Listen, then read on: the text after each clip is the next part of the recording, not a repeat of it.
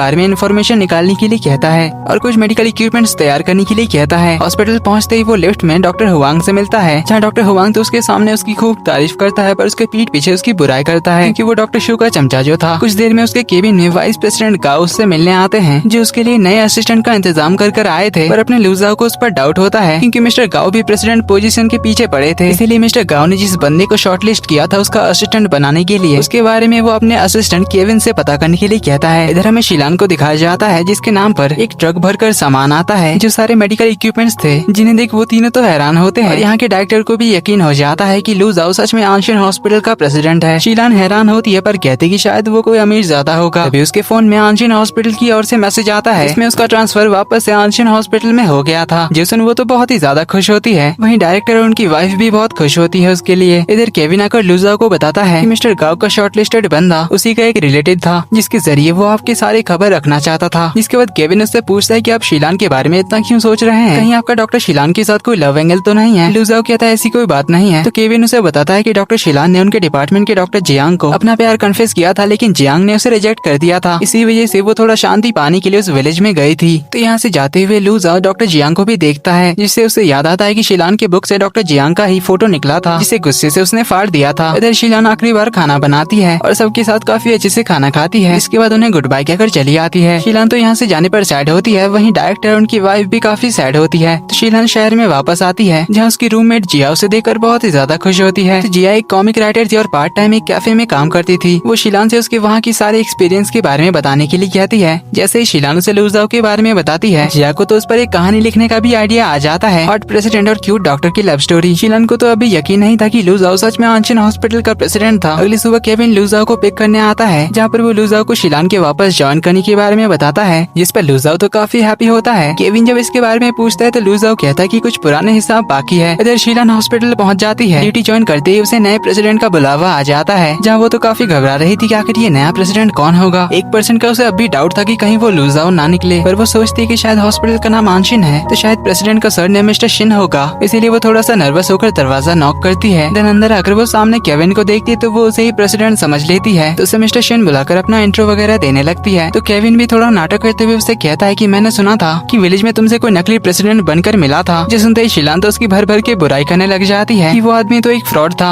लेकिन तभी केविन सामने की ओर प्रेसिडेंट कहकर बुलाता है। शीलान लूजाओ को उसके सामने देखकर तो फुल शॉक्ड हो जाती है। वो तो लूजाओ से आंखें भी नहीं मिला पा रही होती है। तो लूजाओ उसके पास आता है, कहता है कि तुम इतनी शांत कैसे हो, कहीं तुम डॉक्टर शीलान की जुड़वा बहन तो नहीं हो जिसने अभी तक मुझे पहचाना नहीं। शीलान तो एकदम साइलेंट होकर याद करने लग जाती है कि उसने लूजाओ से गाँव में क्या क्या करवाया था। इसीलिए वो अचानक से उठकर उसे सॉरी कहती है गाँव में किए हुए उसके इस बर्ताव के लिए, जिसपे लूजाओ कहता है कि तुम्हें सॉरी नहीं कहना चाहिए, आखिर तुम तो गाँव वालों की भलाई चाहती थी, बस तुमने गलती से मुझे वाइन सेलर समझ लिया था और उस ओल्ड लेडी ने भी मुझे पहचानने में गलती की थी, इसी वजह से तुम्हें ऐसा लगा होगा, इसमें तुम्हारी कोई गलती नहीं है। ये सुन शीलान थोड़ा सा कंफर्टेबल हुई थी। इतने में लूजाओ कहता है कि तुम्हारे अच्छे इंटेंशंस मेरे लिए तो अच्छे साबित नहीं हुए। तो शीलान फिर से उसे सॉरी कहती है। लूजाओ कहता है नहीं, मैं तुम्हें डांट नहीं रहा, वैसे वो तुम्हें मेडिकल इक्विपमेंट्स तो मिल गए ना जो मैंने प्रॉमिस किए थे, वैसे कुछ और भी है जो मैं तुम्हें देना चाहता हूँ। ये कहकर वो एक पैसों से भरा हुआ पैकेट लाता है और शीलान को देते हुए कहता है गिन लेना, मेरा जो तुम पर उधार था वो पैसे हैं। शीलान को तो बहुत ही एम्बेरसिंग लग रहा था, वो कहती है गिनने की जरूरत नहीं है, लेकिन लूजाओ कहता है नहीं, हिसाब हिसाब होता है, अच्छे से गिन के देख लो। 6000 युआन 3 रात तुम्हारे रूम में सोने के लिए, 2408 पीस चिकन के लिए और 55 युआन ट्रीटमेंट का। शीलान तो काफी एम्बेरस होकर गिन लेती है पैसे, पर फिर उसे लौटाते हुए कहती कि मैं तो बस मजाक कर रही थी, आपने तो सीरियसली ले लिया। लूजाओ थोड़ी मस्ती करते हुए कहता है नहीं, ये तुम्हारे हक के पैसे हैं, तुम्हें तो इसे रखने ही पड़ेंगे ताकि बाद में तुम मुझे ये ना कहो कि मैं बहुत कंजूस हूँ। तो शीलान पैसों को एक्सेप्ट कर ही लेती है, उससे कहती है फिर हमारा विलेज वाला पंगा सॉर्टेड है ना, जिस पर लूजाओ कहता है कि मेरा हिसाब तो क्लियर है लेकिन तुम्हारा भी बहुत हिसाब बाकी है।